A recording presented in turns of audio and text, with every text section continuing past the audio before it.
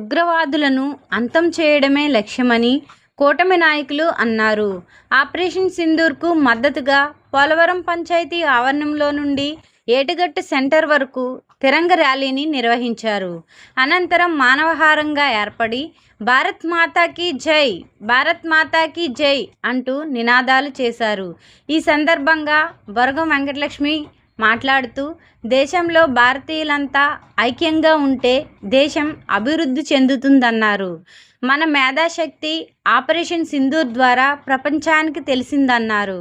ఈ కార్యక్రమంలో కూటమి నాయకులు గుణపర్తి చిన్ని, బొడ్డు కృష్ణ, పాదం ప్రసాద్, ఆకుల రాజా, మంగిన కొండ, కొణతాల ప్రసాద్, జల్లేపల్లి వెంకట చిరంజీవి, పిల్లి నాగరాజు, ఉడత గణేష్, మామిడిపల్లి స్వాతి, బొరగం వెంకటలక్ష్మి, అల్లాడి ఈశ్వరయ్య, చల్లా వెంకటేశ్వరరావు, ముప్పిడి రాజేష్, మాతు అప్పయ్య, తెల్లం విష్ణుదొర, కూటమి నాయకులు, గ్రామ ప్రజలు, సిబ్బంది పాల్గొన్నారు.